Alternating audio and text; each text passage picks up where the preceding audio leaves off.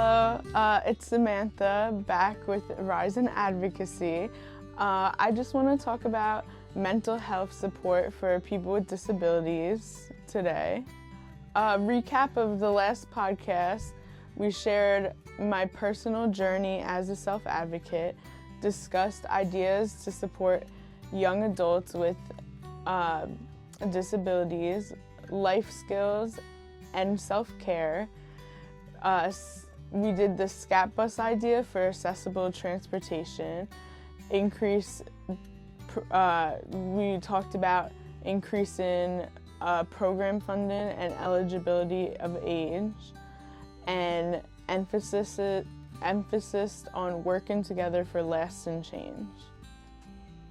Now, this is the advocacy meeting at my day program, Rise Life Services, that also discussed these things, and that video will play now. It can give anxiety, and I think it's important that we have it. Yes. And I also want to help others recognize and understand different disabilities and disorders in individuals so that they can understand what these individuals need differently, or if they need more attention and help.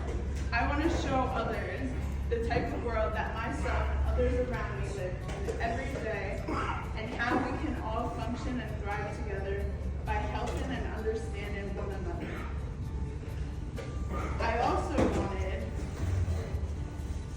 OPWDD to be well known throughout public schools so that individuals can have more information on the help they can receive for the future after they graduate without having to research it themselves and not being left with no services after they turn 18.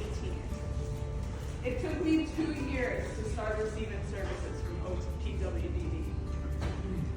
I was a mess, and I believe that's way too long to go without it, because these services truly do save lives.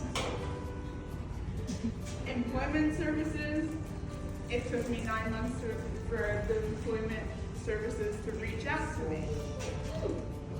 I believe that's way too long and causes discouragement. Employment can be a key benefit for individuals in creating own independence and feel sense of worth and contribute to society.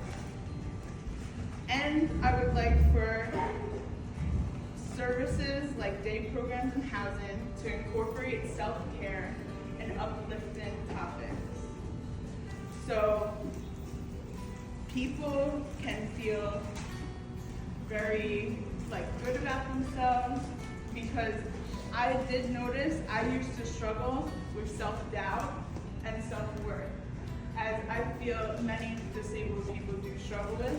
And if we can uplift each other, that would be great.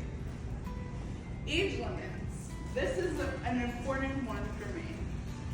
I believe it isn't fair for people who are 22 and older not to be allowed services through the state because they were diagnosed after 22. There are high-functioning individuals who may not have a supportive or understanding people around them growing up. So once they reach 22, they may want to find help for themselves and are unable to because the age limit is 22. And I think that's wrong. I think we need to raise the age limit, because I didn't find out until I was 19. Imagine I found out and I had to save money for a diagnosis. And imagine saving up money and knowing you need help and not being able to get the help you need. So these are my causes. I hope some of you guys feel relatedness to this, or you come up with your own ideas. I do have an open discussion where you can write down your own things, and I want to bring them to the state. I want to bring them up, and I want to make sure that all their voices are heard.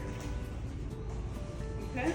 So the main topic today is mental health and disabilities. Many young adults with disabilities experience mental health challenges at higher levels due to lack of ability to express emotions or are overly emotional because of heightened sensitivities. As many people know, neurodivergent people feel emotions at a different rate that would affect how they feel. Some people don't feel at all, others do feel emotions. It's a whole spectrum of everything. So support should be proactive, not just provided during a crisis. By that, it means it should be always there, not just during emergencies when it's like too late already or they hit rock bottom. Programs like OPWDD and RISE should implement daily emotional wellness practices such as providing resources for mental health therapy given the support packets and journals. Now, I think that it should be all organizations like day programs, like even transitional programs that give these emotional like packets and stuff, just to see, even like care managers could give it out, to just see where the patterns are emotion-wise and stuff like that. How disability and mental health connect. People with disabilities are more vulnerable to self-doubt and isolation due to expectations of how they should be. Basically, they will feel more self-doubt because society is telling them to be a certain way.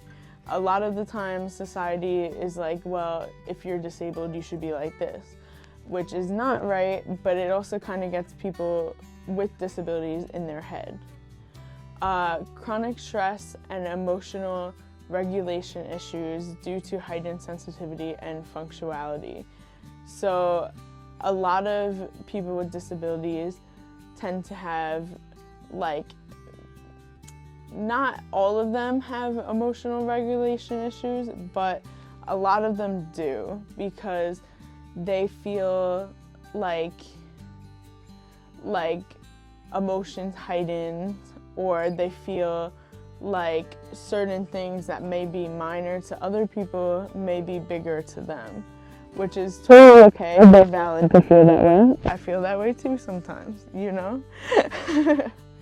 But struggles with communication and understanding by not fully getting social cues and overthinking what can be said and heighten emotional distress.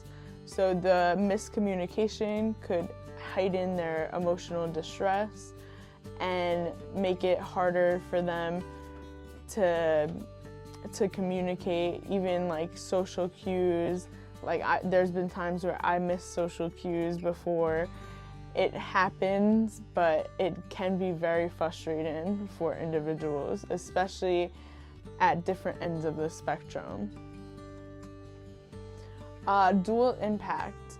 Mental health issues can worsen self-care, meaning like a lack of motivation for care caused by depression, poor self-esteem, can lead to physical disability by not following up on appointments to doctors. Just the lack of motivation. If you've ever been depressed, you know how it is. Like, you just don't feel like getting out of bed, which it could definitely affect a person's ability to even call a doctor or even say, hey, I need help. So they may not feel like they could, or even like isolate themselves from society a little bit. And mental illness can be considered a disability. Examples of this are bipolar disorder, depression, like I was saying, getting out of bed can be hard some days, you know. Schizophrenia, obsessive compulsive disorder. So imagine feeling like your brain doesn't shut off even when relaxing and on vacation. It's not the best feeling, but that's how it feels for a lot of neurodivergent folks out there. So, and I'll get into more on OCD just because I know what it's like. So I could get into more of the other ones but I did want to get into OCD because it's considered a mental health issue. And it affects working, learning, and daily life, as I was saying before, how it affects. OCD. OCD stands for obsessive compulsive disorder, which is characterized by repetitive cycles, intrusive thoughts, and anxiety. Now, this is the OCD cycle. So as you see, like, you get obsessions, anxiety, compulsions, and like temporary relief. It's very like you get a thought in your head that you might have done something bad or could have done something bad, but now you're overthinking it and you need to do something in order for that thing not to happen or for people to not think less of you. And you have temporary relief, but then you have to do it over and over again. Examples of how my OCD affected me. Now, I would delete text messages because it would like have a certain word in, and it could be a normal word, like I broke this or something. When I think broke, I'm like, oh my gosh, now I'm gonna have like a friendship breakup or like something like that. And so I need to delete the text message now because I'm feeling like, oh my gosh, this is gonna happen. And I had to rip paper also if it says stuff like that too. When I was younger, I would wash my hands a repeated amount of times till they would bleed, and when they were bleeding from it. So it would definitely be very strenuous and very hard to deal with. I used to isolate myself because of my thoughts, not knowing that it was a disorder. This is why more awareness to the fact that these are disorders, what are the symptoms, would be a good discussion, even to have with like a younger person if they get diagnosed, like, hey, this is some symptoms that you may experience. But even to put it out on the internet like I'm doing right now, it's to get more awareness to these disorders so people don't have stigma to it. And overlapping challenges. Double stigma for discrimination of both physical and mental condition, meaning like people will feel stigma and discrimination for just a regular like physical disability, but also mental health disabilities, because people may think like certain stereotypes, like they're lazy, they don't want to do this, but that's not the case. Barriers to care. There's many different people. I heard of doctors not accepting people because they had certain disorders. I don't think that's right, but you know, it does happen. And it's hard to find support addressing both needs. And this kind of goes hand in hand. So insurance and access can be complicated. Now, I had gotten a change to WellCare, which like you automatically switch to Medicare when you have a disability for a certain amount of time. And my insurance was better before than it is now. So now it's like accessing care, which I do need, like I do need mental health care, is harder because a lot of people don't take that insurance, which I don't find very good. I think people should have an equal amount of opportunity to get help. And it leads to feelings of shame or being misunderstood, all these overlapping challenges. Solutions for better mental health support.